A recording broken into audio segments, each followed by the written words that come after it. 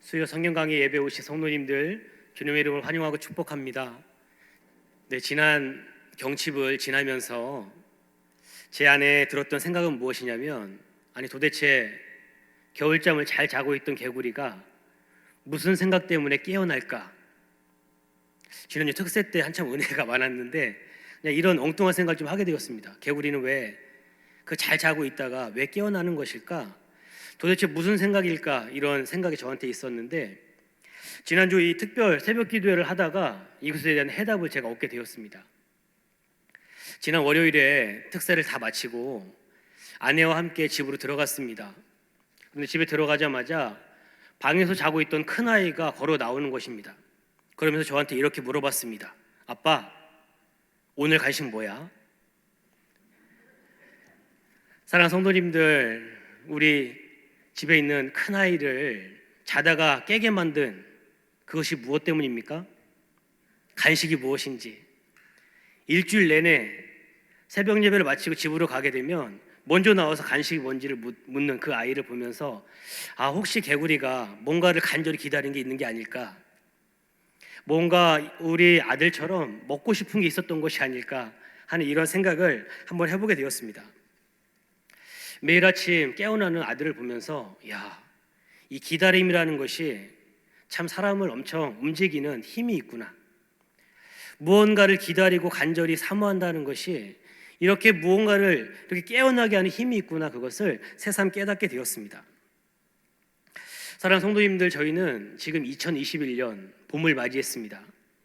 이 봄을 맞이하시면서 어떤 마음으로 이 봄을 맞이하셨습니까? 길고 길었던 겨울, 유난히 지난 겨울이 많이 추웠습니다. 코로나 때문인지는 모르겠지만 길기도 하고 참 춥기도 한 그런 시간이 지났는데, 2021년 이 봄을 맞이하면서 어떤 마음으로 나는 이 봄을 맞고 있는지 우리 자신을 한번 돌아볼 필요가 있습니다. 제가 질문 하나 먼저 드리겠습니다. 구약 성경에서, 저희가 잘 아는 이 구약 성경에서 가장 간절한 기다림으로 살았던 사람이 있다면 누굴까? 구약 성경을 전체를 다 통틀어서 살펴봤을 때 가장 간절한 기다림으로 살았던 사람은 누굴까? 이렇게 생각을 해보았습니다. 그랬더니 제일 먼저 떠오른 사람은, 사람들이라고 할 수 있겠는데 400년 동안 애굽의 종살이를 하면서 그렇게 그 노예 생활에서 해방되기를 바랬던 그 히브리 사람들, 이스라엘 사람들이었고, 또 한편에 떠오르던 생각은 감옥에 갇혀있던, 억울하게 감옥에 갇혀있던 요셉이 언제 이 감옥에서 나갈 수 있을지 하는 그 기다림. 또 하나는 바벨론의 포로가 되었던, 그래서 포로로 끌려갔던 이 다니엘 선지자가 이 바벨론에 있으면서 하나님께서 언제 이 나라, 이 민족을 회복시켜서 다시 가나안 땅으로 돌이키실 것인가, 다시 이 나라를 회복시킬 것인가를 기다렸던 다니엘일까 하는 이런 여러 가지 생각을 해보게 되었습니다. 하지만 400년이라는 종살이가 언제 끝날지, 그리고 감옥 생활이 언제 끝나게 될지, 그리고 이토록 강대한 바벨론이라고 하는 나라의 포로로 끌려와 있는 이 나라가 언제 회복될지, 이런 것에 대해서는 어느 누구도 그것을 가늠할 수 없기 때문에 사실 이러한 것들은 그냥 막연한 기다림일 수 있습니다. 그런데 이런 막연한 기다림보다 기한이 정해져 있을 때 그 간절함의 크기가 점점 더 커지게 마련입니다. 그래서 저는 구약 성경을 쭉 보다가 가장 간절함으로 살았던 사람, 가장 간절한 기다림으로 살았던 한 사람을 신명기 15장에서 찾게 되었습니다. 이 사람은 남에게 빚을 졌는지 아니면 도둑질을 했는지 정확하게 알지 못하지만 분명한 것은 그것을 갚을 능력이 없어서 누군가의 집에 들어가서 종으로 살아가는 한 사람이었습니다. 그런데 이 사람은 특별히 이 이스라엘이라고 하는 민족에게는 특별한 노예 제도, 이 종의 제도가 있었는데, 무엇이냐면 6년을 종으로 살다가도 그 빚을 다 갚지 못했다 하더라도 7년째 되는 해에는 해방이 되는, 자유인이 되는 그런 제도를 하나님께서 이스라엘 백성들에게 주셨습니다. 그런데 성경을 가만히 살펴보면 6년이 지나고 7년째 되었을 때, 자유인몸이 되었을 때 그냥 빈손으로 보내는 것이 아니라 그동안 이 종을 통해서 우리 가정에 주셨던, 우리 집에 주셨던 축복, 그것만큼 이 종의 몫을 떼어서 빈손으로 돌려보내지 않는 제도가 우리 성경 가운데 나타나 있습니다. 근데 성경은 왜 이런 제도를 하나님이 주셨냐고 이야기하고 있냐면, 하나님이 너희 이스라엘을 애굽의 속박에서 그렇게 해방시켰던 것처럼 너희도 너희에게 빚진 자들을 그렇게 풀어주고 자유케 하고 해방시켜 주어라. 하나님께서 그렇게 명령하신 제도가 6년 종살이를 하고 7년째 해방이 되는 이 제도였다는 것입니다. 사랑하는 성도님들, 한번 생각해 보십시오. 기한이 정해져 있습니다. 몇 년입니까? 6년입니다. 6년의 일을 하고 7년째 되게 되면 자유의 몸으로 살 수가 있습니다.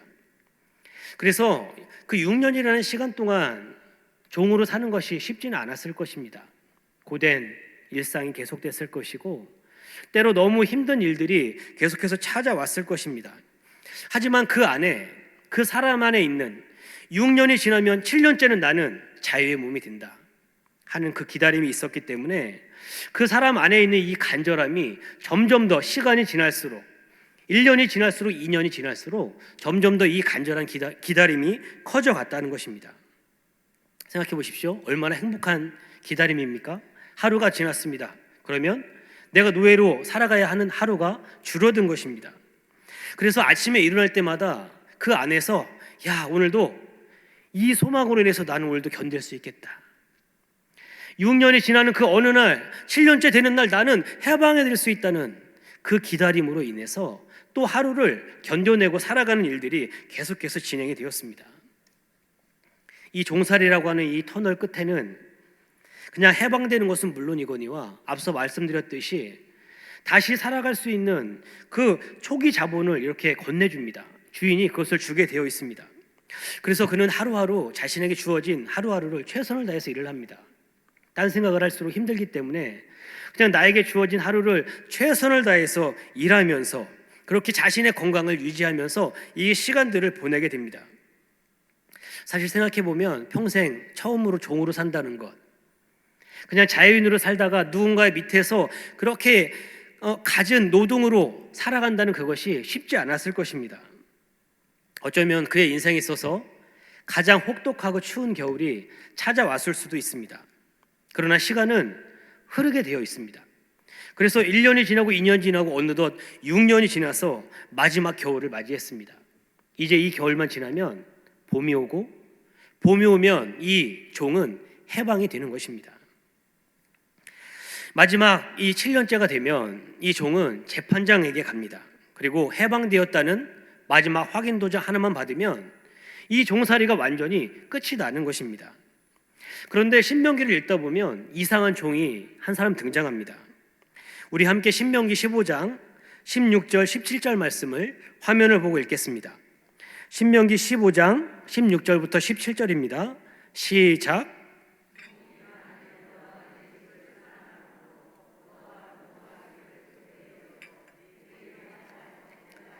떠나지 아니하겠노라 하거든 송곳을 가져다가 그의 귀를 문에 대고 뚫으라. 그리하면 그가 영구히 내 종이 되리라. 내 여종에게도 그같이 할지니라. 아멘.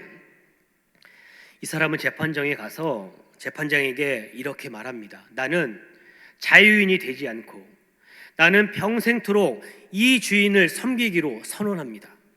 나는 자유인이 되기 싫습니다. 이 주인의 집에서 영원히 살고 싶습니다. 이렇게 놀라운 선언을 지금 하고 있습니다. 그런데 오늘 성경에 보니까 이 종이 이런 놀라운 결정을 한 이유가 16절 상반절에 나와 있는데 이렇게 기록하고 있습니다. 종이 만일 너와 내 집을 사랑함으로, 종이 만일 너와 내 집을 사랑함으로 그런 마음이 생기거든 그렇게 할 수 있다고 성경은 기록하고 있습니다. 종의 입장에서 보면 주인을 사랑한다는 것, 주인의 집을 사랑한다는 것이 무슨 뜻이겠습니까? 아마도 이런 말일 것입니다. 도저히 갚을 수 없는 이 빚 때문에 종이 될 수밖에 없고 죽을 수밖에 없던 나를 주인께서 걷어주셨습니다.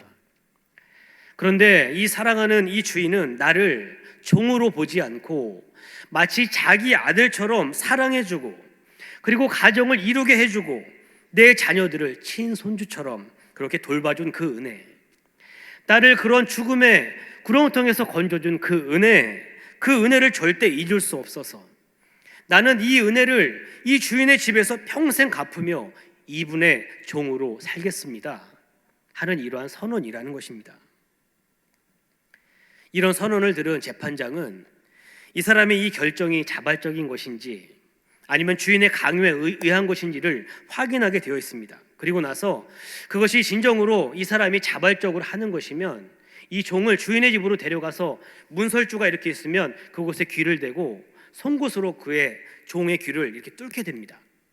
그래서 이 귀에 구멍이 난 종은 무슨 뜻입니까? 자유인이 되기를 포기하고 이 주인의 집에서 영원토록 살기로 한 6년이 아니라 영원토록 종으로 살아야 하는 그런 종이라는 표시가 귀에 뚫린 그 구멍에서 나타나는 것입니다. 지난 6년간의 간절한 기다림, 그래 6년이 지나면 나는 자유인이 될 수 있다, 6년이 지나면 나는 다시 자유의 몸이 될 수 있다는 이 간절한 기다림을 뒤로하고 다시 이 주인의 종으로 살기로 선택했다면, 사랑하는 성도님들, 이 주인은 어떤 주인입니까? 나쁜 주인일까요? 아니죠.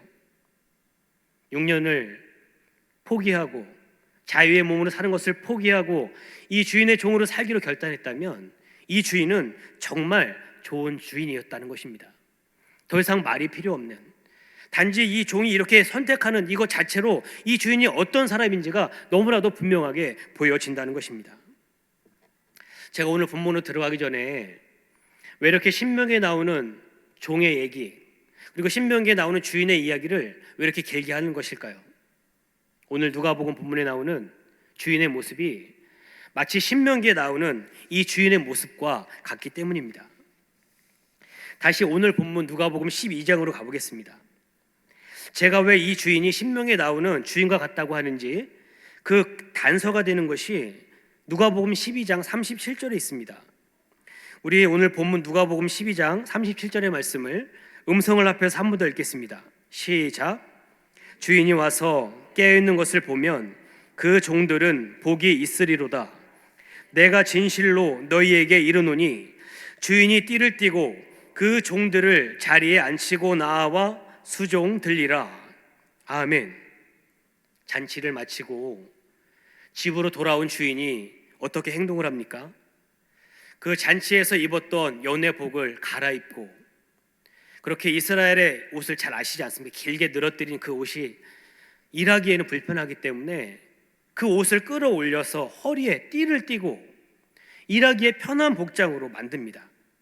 그리고 나서 자신을 맞이하기 위해 몇 날 며칠, 그것이 몇 주가 됐을지 알지 못하는 그 시간 동안에 자신을 맞이하기 위해 준비한 종들을 자신의 식탁에 앉힙니다. 그리고 준비된 음식을 가져오라고 하면서 하나하나 수고한 종들의 그 접시에 주인이 직접 서빙을 하면서 이 식사 자리를 섬기는 모습이 오늘 성경에 보여지고 있습니다. 이 주인이 이 종들을 어떻게 섬기는지 종들이 잘 압니다. 평소에 자신을 대했던 그 주인이 어떤 사람인지 잘 알기 때문에 주인이 어떠한 마음으로 자신들을 이렇게 섬기고 있는지 누구보다 이 종들이 잘 알고 있습니다. 그래서 주인의 모습에 이 감동한 종들은 평생 기억에 남을 그런 행복한 식사를 이 주인과 함께 하고 있습니다. 우리 예로부터 식탁을 같이 한다는 것, 밥을 같이 먹는다는 것은 무슨 뜻입니까? 당신은 나의 소중한 가족입니다. 당신은 나에게 정말 소중한 사람입니다 하는 뜻을 담고 있습니다. 그것이 식탁을 같이 한다는 그런 뜻입니다. 사랑하는 성도 여러분, 만일 여러분들이 섬기는 주인이 이런 주인이라고 한다면 여러분이 이 주인을 어떠한 마음으로 섬기시겠습니까? 오늘 이 종들을 섬기는 주인의 모습을 가만히 보면 우리 사순절에 생각나는 분이 한 분 있습니다. 우리를 섬기기 위해 이 땅에 오셨던 한 분, 예수님이 오늘 본문 가운데 보여지고 있다는 것입니다. 그런데 오늘 본문은 바로 이런 주인을 기다리고 있는 종의 자세가 어떠해야 되는지 그것에 주목하고 있습니다. 오늘 본문 35절, 36절 말씀을 한 번 더 음성을 합해 읽겠습니다. 35절, 36절입니다. 시작.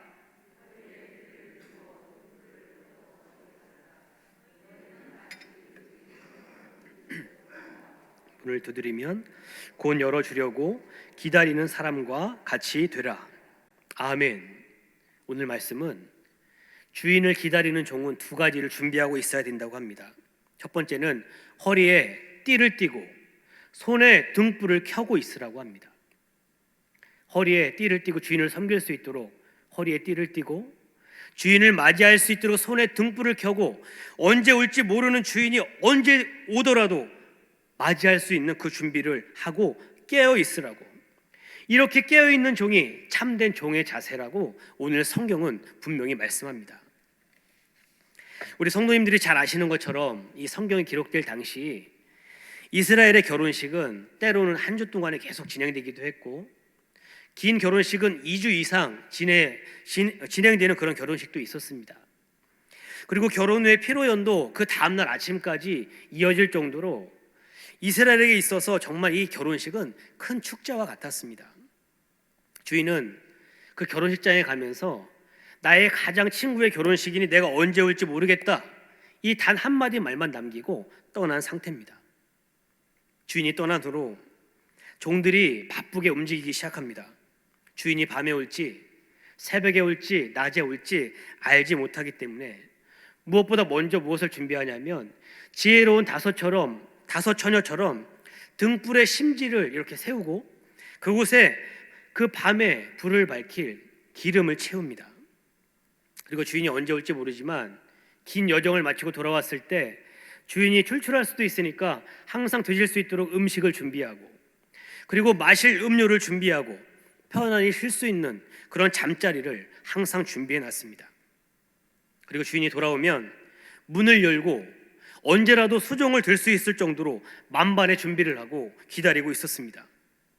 새벽부터 밤늦게까지 언제 올지 모르는 그 주인을 위해서 주인을 기다리면서 너무 지쳤습니다. 그리고 밤늦게까지 주인을 기다리면서 극도로 피곤한 상태입니다. 근데 정말 어려운 것은 주인이 언제 올지 아무도 모른다는 것입니다. 주인이 미리 언지를 주는 적이 없기 때문입니다. 사랑하는 성도님들, 이런 주인을 기다리는 종의 마음이 어떠했겠습니까? 주인이 어떤 사람인지 알지 못했다면 날마다 불평하고 어떻게 이렇게 악한 주인이 있을 수 있는가 날마다 원망하고 있었을 것입니다. 그러나 이 주인이 어떠한 주인인지 명확하게 아는 사람은 이 주인을 기다리는 그 기다림의 내용이 완전히 달라집니다. 기대입니다. 원망이 아니라 감사입니다. 그리고 주인을 섬길 수 있다는 기쁨이 그 안에 충만하게 된다는 것입니다. 막연한 기다림이 아니라 주인을 기다리는 그 가슴 설렘, 가슴 뛰는 기다림이 이 종들에게 지금 진행되고 있다는 것입니다.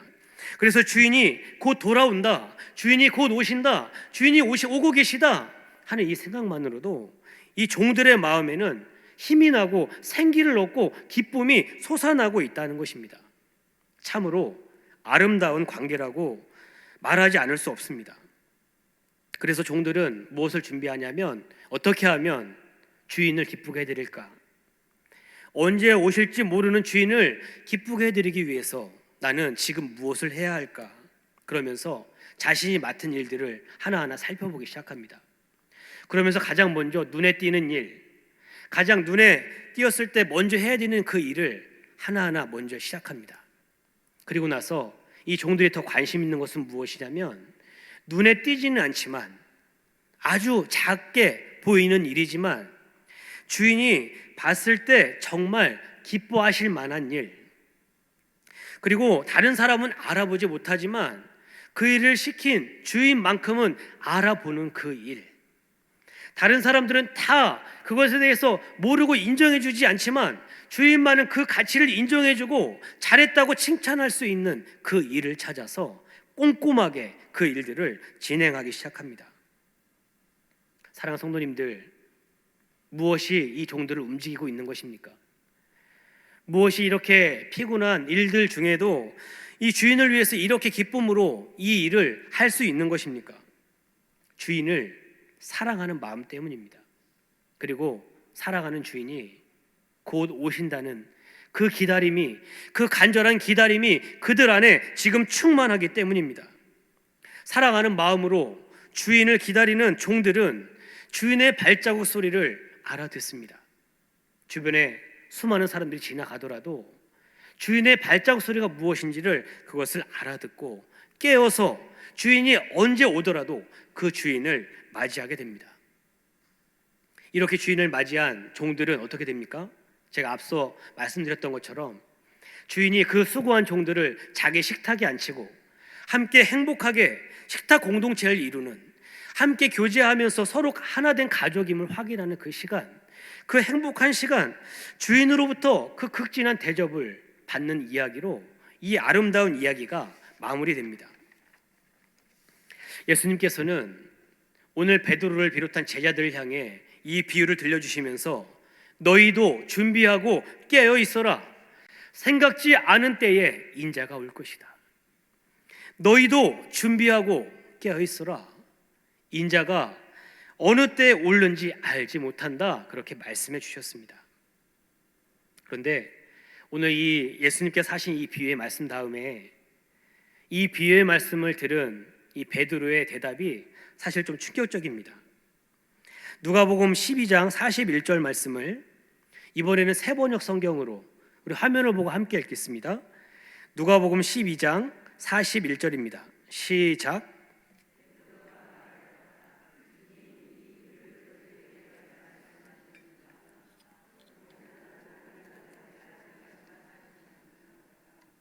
아멘. 주님이 이 비유를 나에게 해주시는 것입니까? 아니면 다른 사람에게 말씀하시는 것입니까? 예수님이 그토록 간절하게 이것을 말씀해 주셨음에도 불구하고 이 말씀이 누굴 위한 말씀인지조차 알지 못하는 베드로의 모습 속에 저와 여러분들의 모습을 보게 된다는 것입니다. 사랑하는 성도님들, 우리는 우리 인생에 있어서 다시는 오지 않을 2021년의 봄을 지금 지나가고 있습니다. 코로나라 그랬는지 지난 겨울은 왜 그렇게 춥고 길었는지 모르겠습니다. 하지만 결국 봄이 왔습니다. 코로나로 얼어붙었던 우리의 삶에도 따뜻한 봄이 오게 될 줄로 믿습니다. 할렐루야. 지금 많이 봄에 대한 감각을 잃어버리신 것 같습니다. 코로나 상황이지만 우리에게도 따뜻한 봄이 오게 될 줄로 믿습니다. 아멘. 우리는 또한 지금 사순절을 지나고 있습니다. 예수님의 십자가와 죽음, 부활을 묵상하는 시간입니다. 죄로 인해서 아무것도 할 수 없던 그 겨울을 살던 인생들, 죽음밖에는 찾아올 것이 없다고 생각했는데 예수님의 십자가와 부활로 인해서 영원한 생명의 봄날이 다시금 찾아왔습니다. 그래서 우리는 부활의 봄을 기다리고 있습니다. 그런데 우리가 이 부활의 봄 말고도, 우리가 2021년에 맞이한 이 봄 말고도 또 기다려야 하는 봄날이 하나가 더 있습니다. 사도행전 1장 11절 하반절 말씀처럼 너희 가운데 하늘로 올려주신 이 예수는 하늘로 가심을 본 그대로 오시리라. 너희 가운데 하늘로 올려주신 이 예수는 하늘로 가심을 본 그대로 오시리라. 아멘. 다시 오시리라 말씀하신 우리 예수님, 언젠가 될지는 모르지만 이 땅에 우리에게 다시 찾아오실 줄로 믿습니다. 우리는 그 봄을 기다리고 있습니다. 비록 혹독하게 추운 겨울이 지나서 우리는 지금 봄으로 가는 그 길목에 우리 모두가 서 있습니다. 저는 지난주에 봄을 기다리는 마음으로 사랑하는 주인을 기다리며 자신의 삶에서 가장 소중한 것을, 그리고 최선을 다해 사시는 한 분의 집사님을 뵙고 왔습니다. 이 집사님은 1922년생이십니다. 네, 계산이 되십니까? 1922년생이면 한국 나이로 지금 연세가 어떻게 되시는 거죠? 100세입니다. 100세. 올해 100세가 되시는 한 어르신 집사님을 뵙고 왔습니다. 그냥 100세를 살아오신 것만으로도 존경스럽고 그냥 머리가 숙여지는 그런 시간이었습니다. 요즘 코로나로 인해서 교회 나오시지 못하신 지가 한참이 되었습니다. 워낙 연세가 많으시기에 고위험군이기 때문에 교회 오는 것조차 사실 너무 위험합니다. 그리고 댁이 가까운 저희 용두동이나 안암동 이런 쪽이 아니라 구리에 사시기 때문에 대중교통을 이용해서, 코로나 전까지는 혼자 이렇게 오셨는데 대중교통을 이용해서 교회까지 오시기가 숨이 가빠서 5번, 6번을 쉬어야 겨우 오실 수 있어서 지금은 자녀들이 원치 않아서 교회도 출입하고 있지 못하신 그런 상태에 있습니다. 종종 전화를 드리면 이제는 밖에 출입을 잘 못하기 때문에 운동이 잘 안 돼서 그냥 다리에 힘이 없어진다고, 그런 염려스럽다고 말씀하십니다. 그래서 지난주에 우리 총무님과 함께 이 집사님을 찾아뵙게 되었습니다. 예배를 드리면서 집사님, 요즘 뭐 하면서 지내세요? 요즘 댁에만 계시는데 도대체 뭐 하면서 지내세요? 이렇게 질문했습니다. 그랬더니 옆에서 같이 예배드리던 아드님께서 핸드폰으로 사진을 하나 보여주셨습니다. 바로 이 사진입니다. 시간이 날 때마다 성경을 이렇게 들고 계속해서 하나님 말씀이 무엇이라고 말씀하시는지 성경을 읽고 있다고 말씀하셨습니다. 그 사진 자체가 너무 은혜가 되었습니다. 그래서 제가 한 가지 더 여쭤봤습니다. 그럼 집사님, 요즘 기도 제목은 어떤 기도 제목이 있으세요? 무엇을 위해서 기도해 드릴까요? 이렇게 여쭤봤습니다. 그랬더니 이렇게 말씀하십니다. 특별한 기도 제목은 없습니다. 저에게 특별한 기도 제목은 없습니다. 다만 성경을 읽다가 자녀들이 생각나면 자녀들 위해서 기도하고, 성경을 읽다가 교회가 생각나면 광석교회를 위해서 기도하고, 성경을 읽다가 이 나라의 이민족을 위해서 기도하고, 이런 기도 제목이 있을 뿐이라고 그렇게 말씀해 주셨습니다. 기도 제목이, 특별한 기도 제목이 없다는 그 말씀이 오히려 제게 더 큰 은혜가 되었습니다. 오늘도 성경을 읽으면서 내게 들려주시는 하나님의 그 음성을 듣고, 그 주인의 음성을 그 집사님은 듣고 계셨습니다. 그리고 그 음성을 따라서 하나님 주시는 감동을 따라 자녀들을 위해, 교회를 위해, 나라와 민족을 위해 기도하고 계셨습니다. 하나님이 감동 주신 그곳에 자녀들의 삶에 주님이 임하시도록, 우리 주인 되신 예수님께서 임하시도록, 우리 광석교회에 주님이 임하시도록, 이 나라와 이 민족 위에 주인이 임하시도록 그렇게 그곳에서 믿음으로 서 계셨습니다. 이 자리에 있는 우리 어느 누구도 이 집사님께서 그렇게 사시는지 알지 못했지만 우리의 주인 되신 예수님께서는, 우리의 주인 되신 예수님은 그것을 알아보시고 칭찬하실 그 일, 하나님의 나라를 확장해가는 그 일을 그곳에서 열심히 최선을 다해 그렇게 살고 계셨습니다. 사랑하는 성도님들, 우리 100세를 사신 이 집사님처럼 우리의 주인이신 예수님을 사랑할 수 있기를 주님의 이름으로 축복합니다. 예수님 다시 오시는 발자국 소리가 들려오고 있습니다. 예수님 이 땅에 다시 오시는 그 발자국 소리가 우리의 귀에 점점 크게 들려오고 있는 이때입니다. 예수님 다시 오실 때 우리에게 찾아올 그 봄날을 우리는 날마다 기다리고 있습니다. 그렇다면 그 주인을 안다면, 우리가 아는 그 주인이 지금 오고 계심을 알고 있다면 우리는 어떻게 해야 되겠습니까? 다른 사람이 알아주지 않아도 주인만이 알아보시는 그 일, 눈에 띄지는 않아도 보이지 않는 곳에서 내가 감당해야 될 그 일, 예수님께서 무엇을 기뻐하실까 생각하면서 내가 오늘 나의 삶의 자리에서 감당해야 될 그 일, 주인만은 가치를 알아보시는 그 일, 내가 약속했던 그 일, 그 일을 감당하며 살아가는 것이 바로 오늘을 살아가는 하나님의 사람들이 살아야 될 그러한 삶인 줄로 믿습니다. 주인만이 알아보시는 그 사역, 주인만이 기뻐하시는 그 일, 그렇게 보이지 않는 곳에서 붙잡고 있을 때 저와 여러분들 통해서 오늘 이 순간에도, 이 나라의 이민족에도, 코로나로 고통당하는 이 어려운 상황 가운데도 저와 여러분들 통해 생명의 역사가 계속해서 나타나게 될 줄로 믿습니다. 우리 시간 함께 오늘은 찬양하고 좀 기도하는 시간을 갖겠습니다. 오늘 설교를 준비하다가 제가 오래전 청년 시절에 교회에서 새벽 기도 한참 기도한 후에 하나님 앞에 올려드렸던 찬양 한 곡이 생각이 났습니다. 제가 앉아있던 자리가 지금 위임 목사님 앉아 계신 그 뒤에 두 번째 줄이 항상 제가 기도하고 예배하는 그 자리였는데, 그때 불렀던 그 찬양을 오늘 함께 부르고 기도했으면 좋겠습니다. 이 찬양을 함께 부르면서 나는 과연 어떤 마음으로 예수님께서 가지고 오실 그 봄을 기다리고 있는지, 나는 정말 그 주인의 뜻을, 정말 주인을 기쁘게 하기 위해서 무슨 일을 하고 있는지 그것을 좀 돌아봤으면 좋겠습니다. 우리 주께서 주신 동생을 함께 찬양하겠습니다.